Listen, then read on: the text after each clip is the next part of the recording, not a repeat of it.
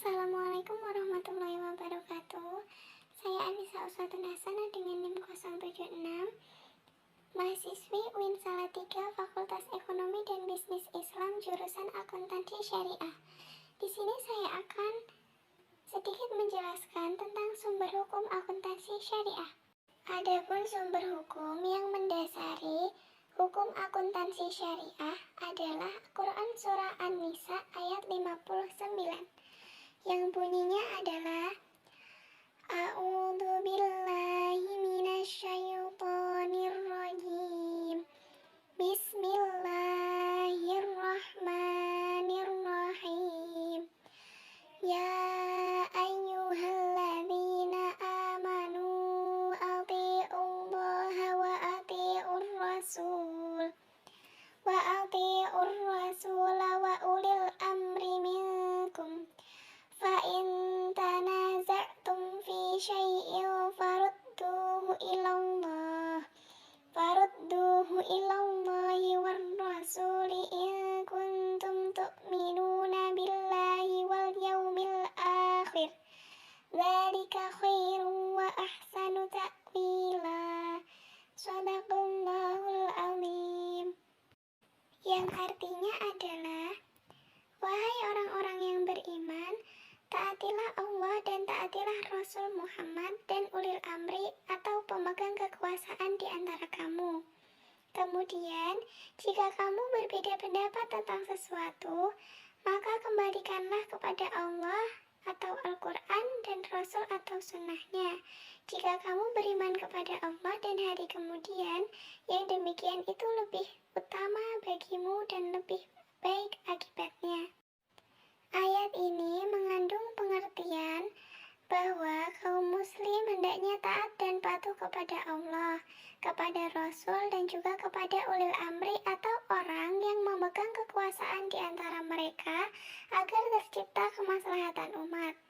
Untuk kesempurnaan pelaksanaan amanat dan hukum sebaik-baiknya dan seadil-adilnya, hendaknya kaum muslim taat kepada Allah dan mengamalkan isi yang terkandung dalam kitab suci Al-Quran.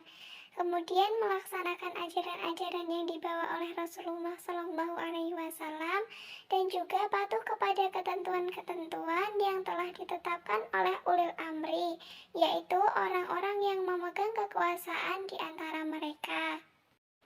Sumber hukum Islam itu ada 4. Yang pertama Al-Quran, yang kedua As-Sunnah, yang ketiga Ijma', dan yang keempat Qiyas.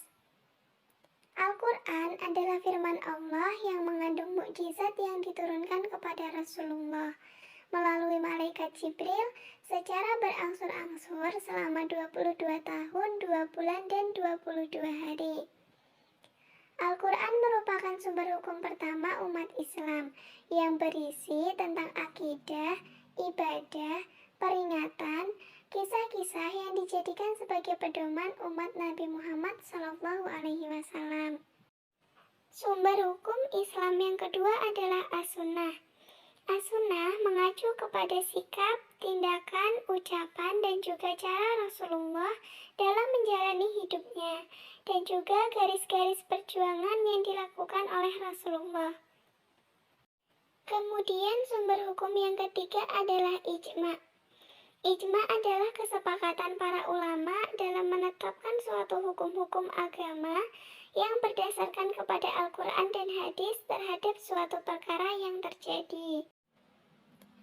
Sumber hukum Islam yang keempat adalah Qiyas.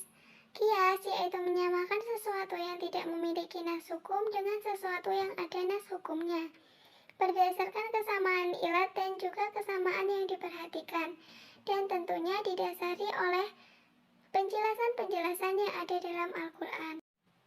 Sebagai contohnya adalah hukum mengkonsumsi narkoba, yang pada saat zaman Rasulullah dulu narkoba itu belum ada. Kemudian disamakan oleh khamr, karena sifatnya yang sama-sama memabukkan.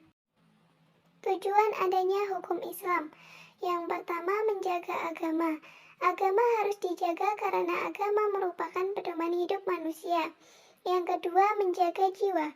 Hukum Islam memelihara manusia untuk hidup dan mempertahankan kehidupannya. Yang ketiga, menjaga akal. Menjaga akal sehat dengan cara mempergunakannya untuk memikirkan tentang Allah Subhanahu wa Ta'ala, alam semesta, dan juga dirinya sendiri. Yang keempat, menjaga keturunan.